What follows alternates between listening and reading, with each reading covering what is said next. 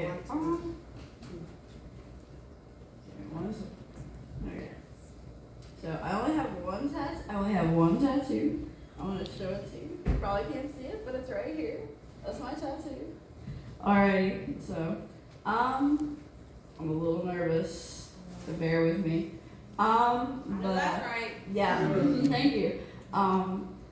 My grandmother died a couple months ago. That's not really very related to my tattoo. I already had that, but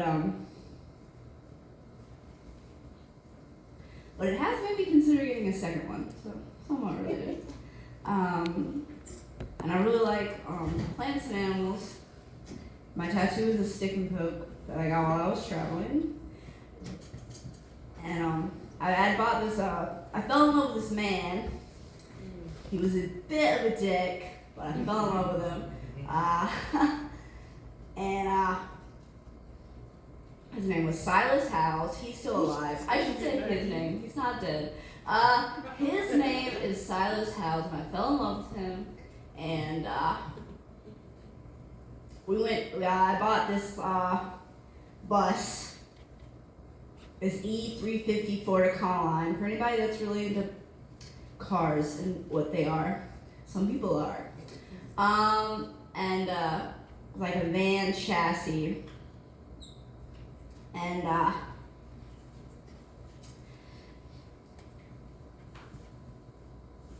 I traveled the country with this man. And people were always like, well, how did you afford that? Some of it was money I had saved. It was like right after the pandemic. We all got like pandemic money, but also we did like bum stuff. We like played music for money. He actually taught me how to play music, which is pretty cool. We'd also do this thing called gas jugging, which is panhandling for gas, essentially. And so that's a brief answer to how did I afford that, because I definitely did not have a job. And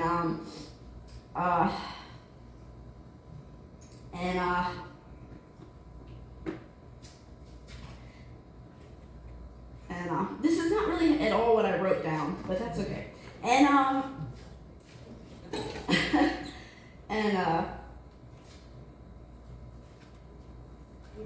yeah, thank you. And I think a lot of people didn't like Silas. He's a hard person to like, to be honest. Yeah, like a lot of people did not like that man. Like so much so that I'm like, why the fuck did I? But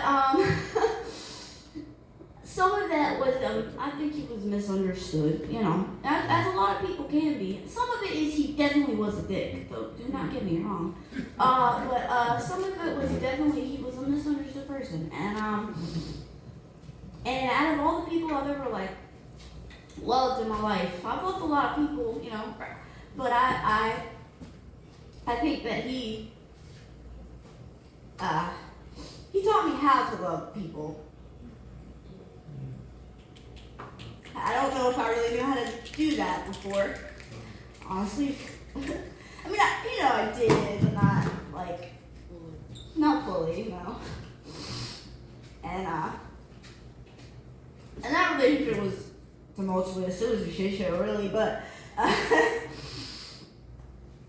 I went out west, and I've been out west a little bit to visit I have two brothers, both of them live out west, but I'd never driven out west, and I did that in this van that had no catalytic converter because it got clogged after a month of owning it, and it was in Florida, and these rednecks helped me and Silas cut it off, and they put a pipe in.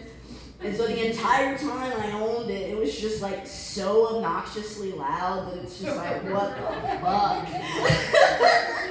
Every time you turned it on, it was that's what it sounded like. And I went out west with this man, and we broke up while I was out west, shortly after that, very shortly after that. In a very nasty way, and I was like, well, should I go back to Georgia or should I just stay out west? And I was like, well, I'm already here, so I stayed out west. I know that's right. Yeah, exactly. I just stayed, and I went to the 50th anniversary of Rainbow Gatherings out in Colorado, which was like pretty much in the middle, pretty far out there in Colorado. It was almost in Wyoming, but it was not too far from this town, like kind of well-known ski town called Steamboat Springs, Colorado.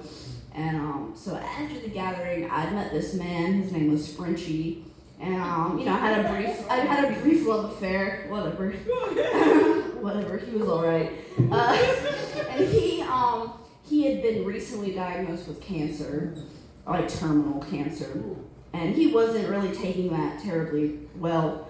I guess as most people wouldn't,